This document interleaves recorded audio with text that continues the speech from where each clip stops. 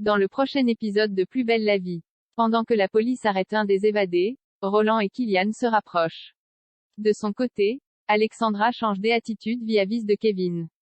Attention, les paragraphes qui suivent contiennent des spoilers sur l'épisode de Plus belle la vie diffusé demain soir sur France 3. Livia est arrêtée par la police. Vincent rattrape Céline pour l'empêcher de commettre l'irréparable. Il tente de lui ouvrir les yeux sur la manipulation dont elle est victime. Il déclare qu'il est prêt à sauter avec elle. Finalement, ils s'empêchent l'un et l'autre de le faire.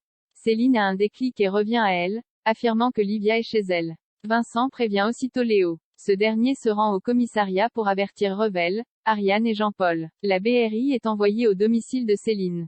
Jean-Paul procède à l'arrestation de Livia, qui n'affiche aucune surprise. Le lendemain, Céline est à l'hôpital. D'après ses résultats d'examen, Gabriel confirme qu'elle n'a pas été droguée, seulement manipulée psychologiquement. Il propose de la garder en observation pendant 24 heures pour qu'elle puisse se remettre. En effet, Céline est chamboulée car elle n'a aucun souvenir de la présence de Livia chez elle. Vincent la rassure en l'informant de son arrestation.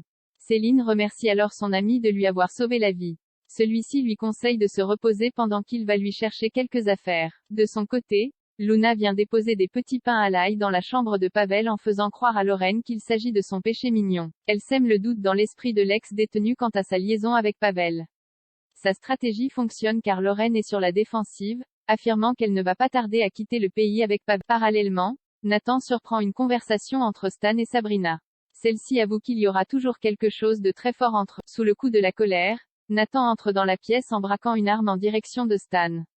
Thomas est jaloux de la relation entre Roland et Kylian au cours du petit déjeuner. Kylian et Lola ne cessent de répéter à Gabriel et Thomas les aventures de Roland.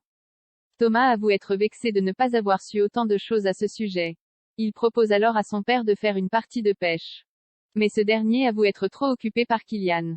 Thomas réplique que tous ses fils ont besoin de la même attention et que ses propres problèmes ne sont pas moins importants que ceux de son frère. Roland propose alors à Thomas de le rejoindre pour une partie de belote, en compagnie de Kylian et Frémont. Pendant la partie, Roland apprend toutes les règles à Kylian et le favorise ouvertement. Thomas les accuse de tricher et quitte la table de jeu. Peu après, il s'apprête à retourner les voir, mais surprend leur conversation dans les cuisines du bar du Mistral. Kylian reproche à Roland d'avoir eu un traitement de faveur envers lui devant Thomas. Roland estime que ce n'est pas si grave.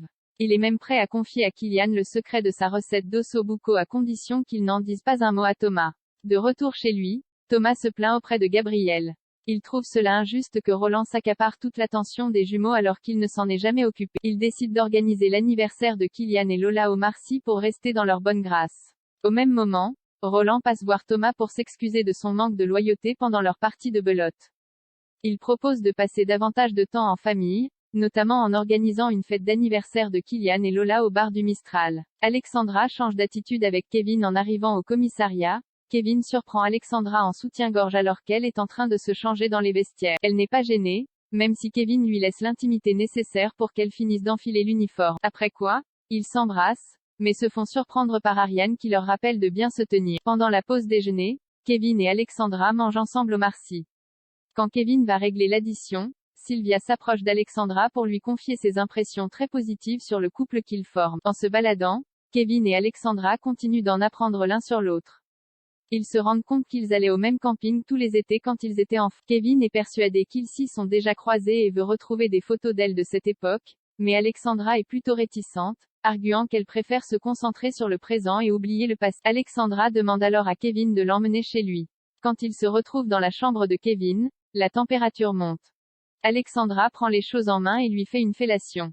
Kevin regrette de ne pas lui donner de plaisir en retour mais Alexandra explique que ce n'était pas encore le bon moment pour elle. Kevin avoue être très heureux dans leur relation.